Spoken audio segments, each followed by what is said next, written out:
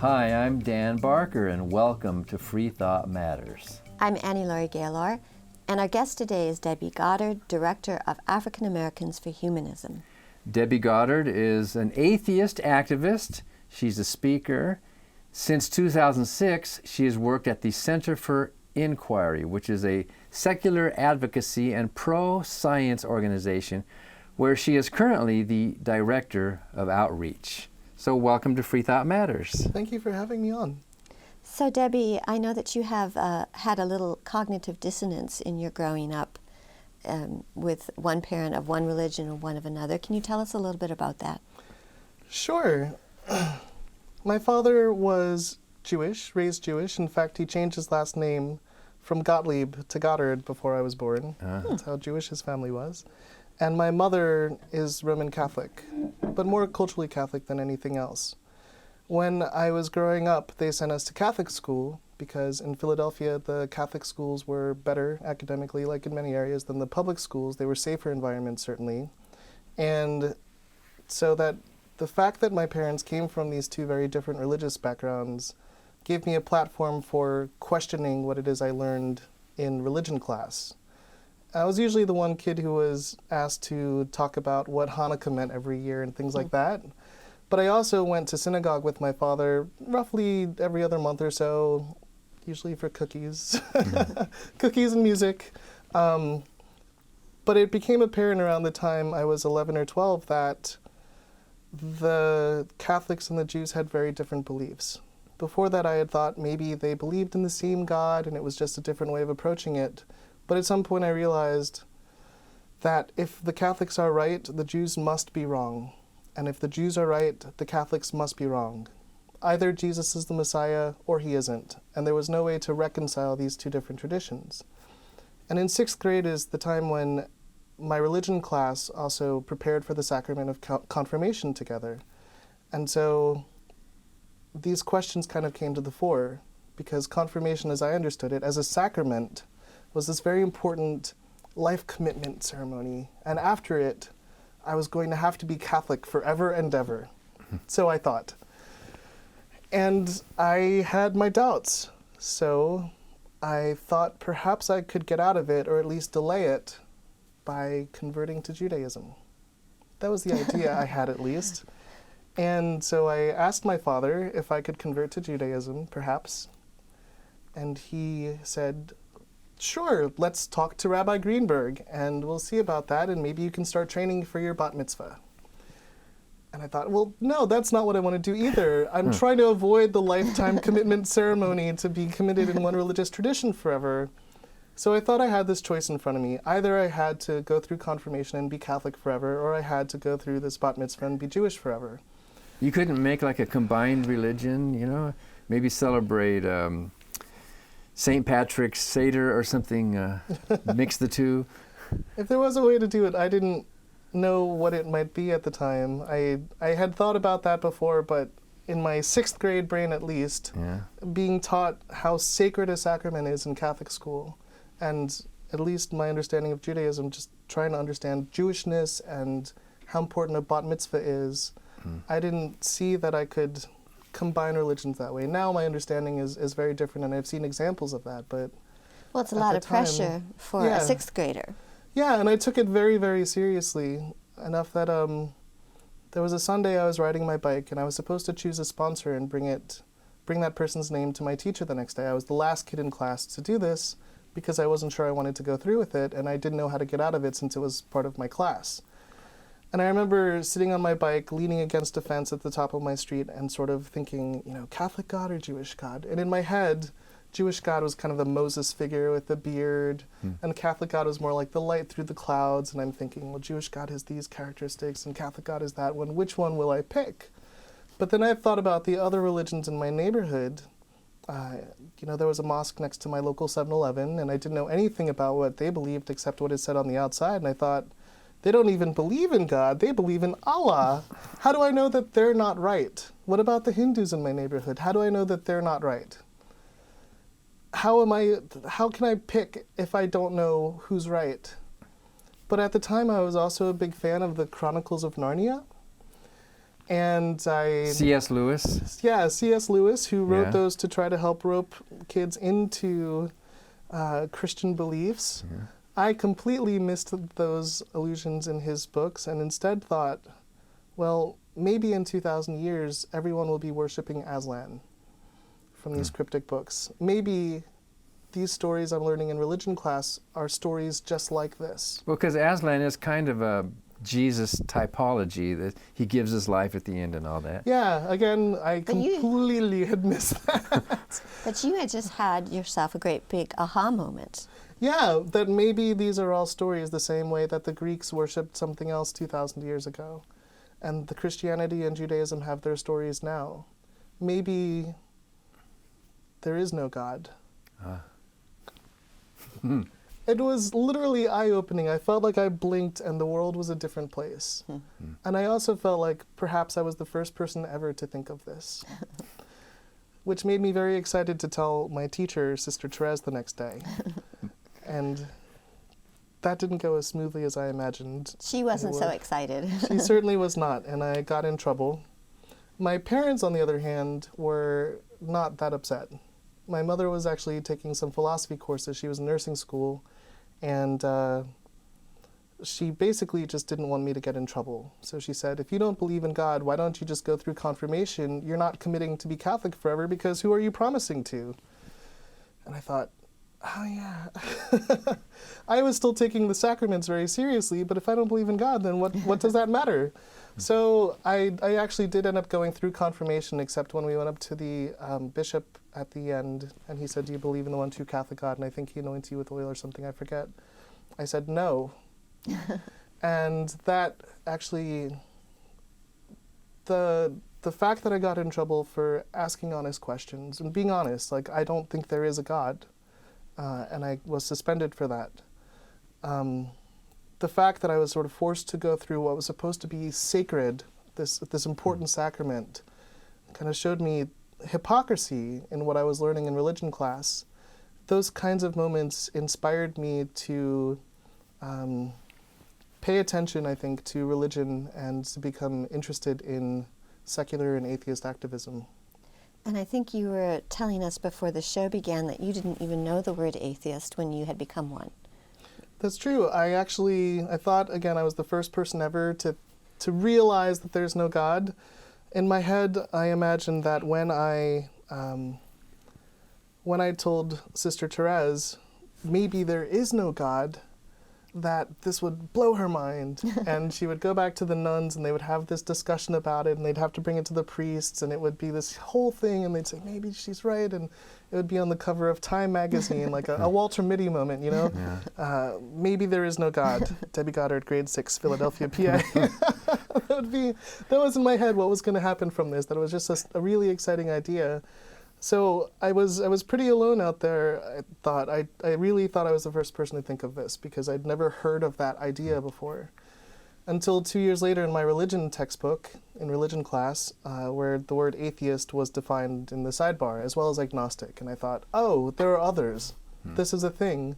And then in high school, which was the early 90s, or mid-90s, ended up digging into philosophy and things more and seeing that there was a long tradition of free thought that I was unaware of. I was again in a Catholic high school and still pushing back in religion class, which ended up resulting in me losing my scholarship halfway through my sophomore year, which now I can tell as an inspirational story of why I continued to get involved in atheist activism, because I got in trouble for asking questions. Writing the wrong kinds of papers and running a philosophy club that questioned God's existence. So those sixth grade questions sort of started the arc of your life, didn't it? Look where you are now. So it did. At the time, it wasn't so easy, right? I can look back and say, hey, look at these formative experiences. But at the time, it was, don't get in trouble. The school's mad at you. Don't ask questions. Don't ask questions. You may lose your scholarship to this exclusive all-girls academy that you won't be able to go to if you don't keep your scholarship. Oh no, you've lost your scholarship. You've ruined your life forever. So what college did you end up going to? First LaSalle University, which is Catholic. And then I ended up at Temple University. Oh. good university. Yeah, I really liked it more. And then you became involved in CFI or humanist activism right away? Or That's a funny story. So the first school I went to, Mount St. Joseph Academy in the suburbs of Philadelphia, a very nice school. I started a philosophy club. And again, halfway through my sophomore year is when I got in trouble for the papers I wrote and in religion class, and for this philosophy club, for the questions that we addressed, which were overheard by the school disciplinarian. So they called my mom in and said that it was clear I wasn't growing up to be a good young Catholic woman, which is what the scholarships were supposed to foster, so they were removing my scholarship. The next year, my family moved to the suburbs, and I ended up at a suburban high school. I started a new, angrier philosophy club that was much more focused on atheism and secularism and challenging religion because of my experiences. In college, one of my friends who had been in that club, who was going to a different school, got involved with CFI, started a group at Pitt. She called me and invited me to a leadership conference at the Center for Inquiry. I'd never heard of the Center for Inquiry. I had no idea there was such a thing as an organized free thought movement. This is the summer of 2000, when I was 20 years old. And she invited me to a student conference. I got on the bus with her a few months later, and we came up to Buffalo, New York, where the Center for Inquiry is headquartered, for a student conference. And that was another point that I think really changed the direction of my life. The rest is history. The rest is history. I said, there are groups. There are organized atheist groups. There's a free thought. There are books about this. There's a library here. Well, that makes you well suited to be the director of outreach and work with these groups, because you did that yourself. You know what it's like from the bottom up to start a group, and now from the top down, you can help those same people. Right. I told people I met, I'm going to go back to Philadelphia and start a group there. And they're like, oh, there are already groups in Philadelphia. And I was like, there are? There are? Well, I'm going to join all of them. And I did. For about 5 years, I was probably in 9 different groups in my region, all the way up to New York City, Central PA, all through New Jersey. I started some campus clubs. I volunteered with the Center for Inquiry, editing their student newsletter for several years. When they opened up a Center for Inquiry office in North Jersey and then eventually in New York City, I actually had a work study position there a couple times a week. I commuted from Philadelphia up to New York and worked out of there. So I learned a lot about group organizing by seeing what the different groups did, whether it was fundraising or outreach or PR work, what kinds of meetings they had, where they were organizing. And when I was hired by CFI, after doing that for about 5 or 6 years, I was able to bring those skills with me into an organizer position. So you were working, organizing on college campuses a great deal of the time? Yep, campuses and community groups, yeah. And I know we ran into you when you were going around with one of the first major speaking tours of Richard Dawkins in the United States with the God Delusion, right? Yep. So you've had a lot of adventures. Yeah, I think that was in February or so, March, April 2008. 2000. His book came out in 2000. Right, the paperback tour was paperback, 2007, yeah. and then 2008 I think was the first tour. I think we crossed paths at an airport, didn't we? Somewhere you were going one way, I was going another. We did. I remember that. I don't remember which airport, because at some point the furniture looks very similar everywhere. So, African American Humanism, that's part of a CFI. Is that a CFI program? Yes. And Norm Allen was with it at first, is that right? And now He founded it in 1989. I took over in 2010. Yeah. Yeah. So tell us about African American humanism and the struggles. Ooh, there are so many. Well, the reason Norm created the program is that he had been subscribing to magazines and attending conferences and things, and he didn't see a lot of people of color.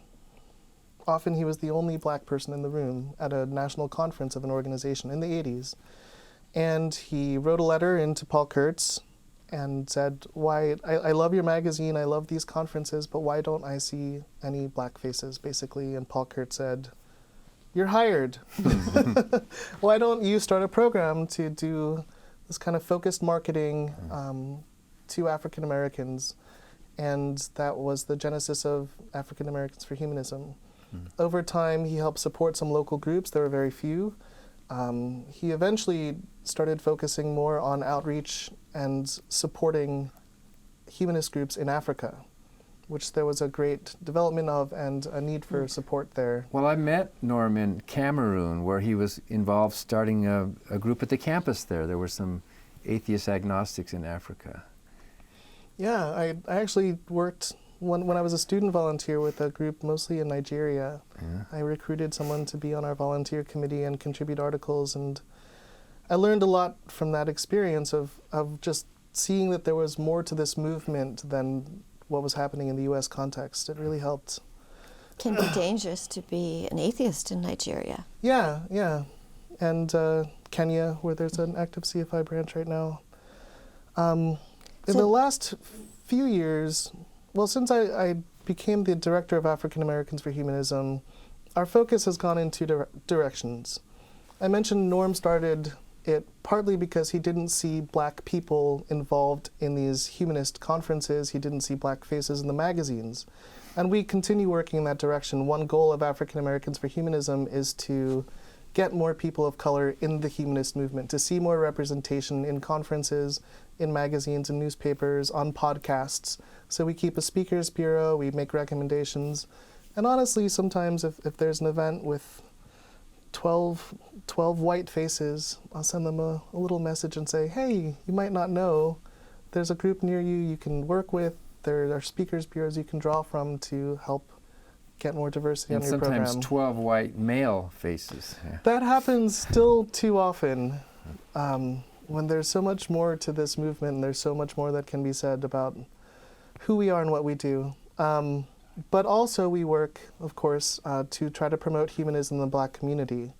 And that includes supporting local groups. We have about 32 affiliates that are active across the U.S. Wow. Yeah, it's been actually a huge growth since 2010. I think we had 3 at the time.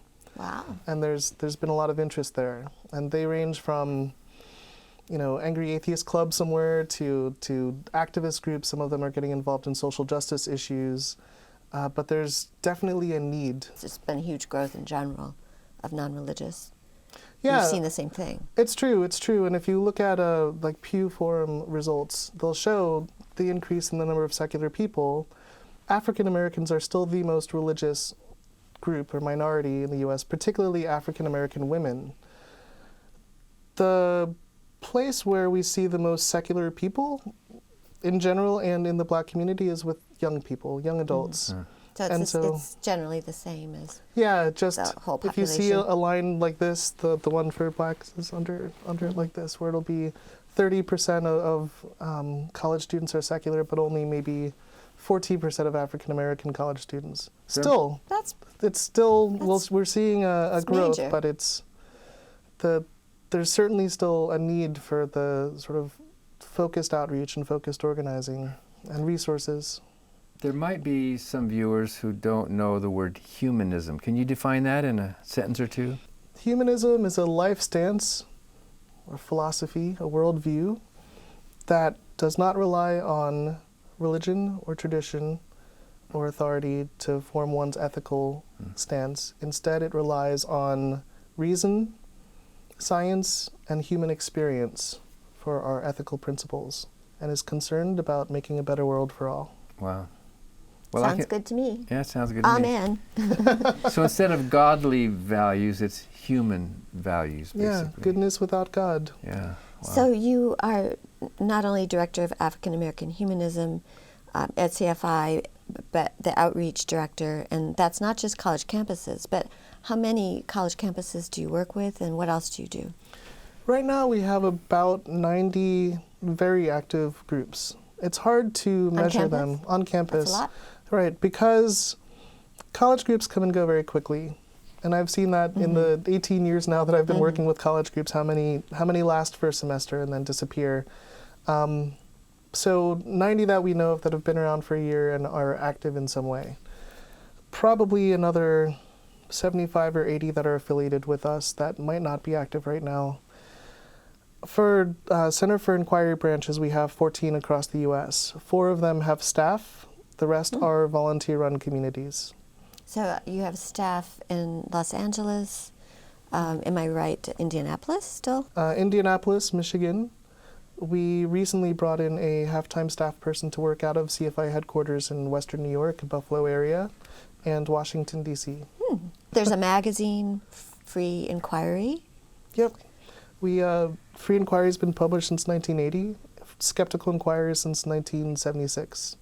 And it's now associated with the Richard Dawkins Foundation for Science and Reason. Yep, we merged officially, I think, last year. The merger started a couple years ago. And Robin Blumner is the executive director. Yes. We used to know Robin when she was a newspaper columnist, and we gave her an award because she was so free-thinking in St. Petersburg when there used to be a newspaper published in St. Petersburg. And you put together a very good conference that I was honored to go to. It was Women in Secularism. Was that number 3? That was number 4, Number 4? In 2016, September 2016. And just a little bit about why was there such a conference? Why is there that need?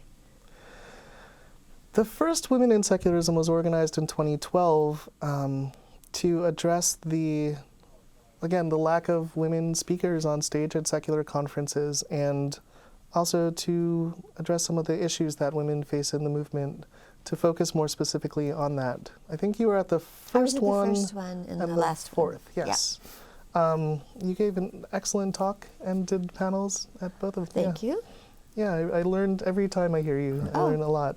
The Well, conference really grew. It's been an impactful event and has highlighted many different issues in the community, ranging from, of course, reproductive rights concerns, religion in the Black community. Candace Gorham has spoken about specifically issues that Black women may face dealing with religion in the Black community. We interviewed Candace for this show, so. Oh, yeah, excellent.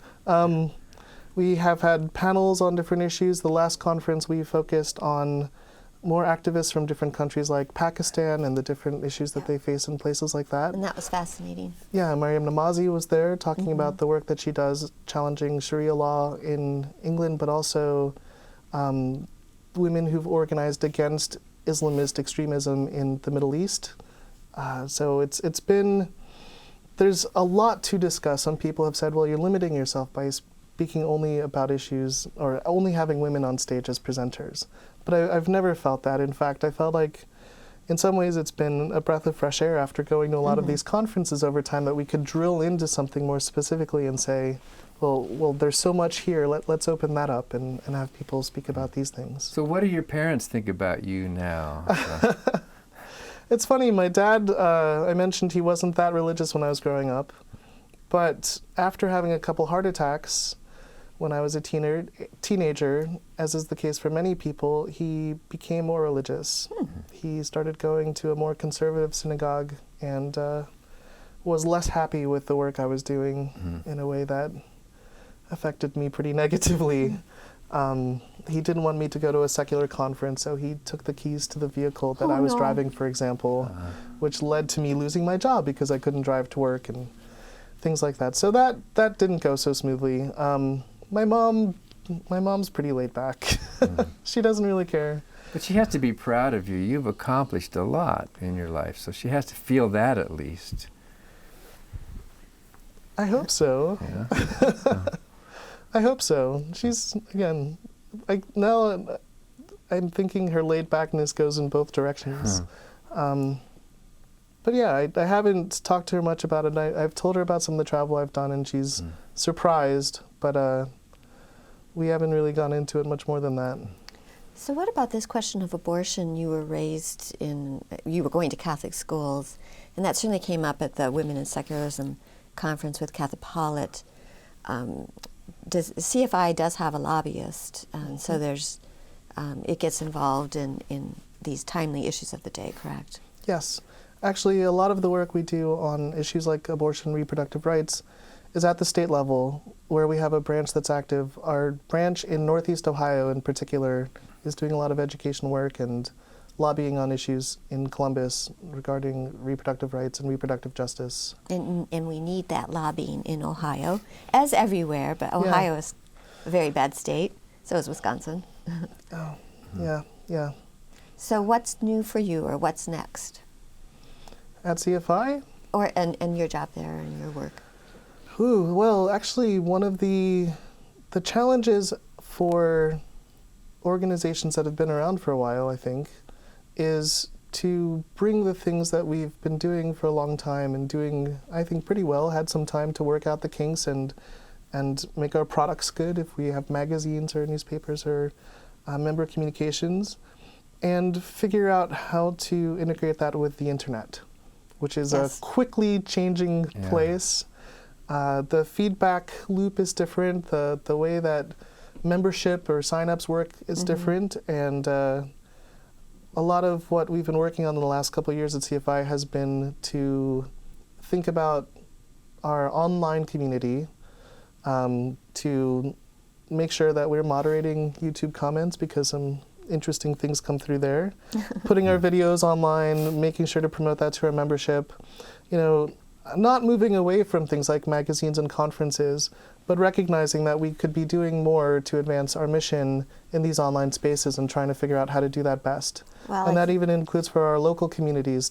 We're making new websites for them, so I've been working a lot on that to see what the needs are and how we can best have these online presences for the different groups. So we have a lot of the same issues at the Freedom from Religion Foundation, of course. But so you're very hands-on, aren't you? If you're managing websites and I'm not making them, but I'm certainly helping edit them. yeah, it's a lot I'm of doing work. the communications across the branches to figure out what are the needs in Austin. Oh, they have an idea. Can we apply that in Michigan for our CFI Michigan website, for example? Well, it is we're a lot out of of work. time now on Free Thought Matters. Thank you, Debbie Goddard, for a great story, a great interview. For all your work. Yeah, thanks for having me here. It was a fun conversation. Yeah, fun to get better acquainted. I appreciate it. And thank you for watching Free Thought Matters. Because free thought matters.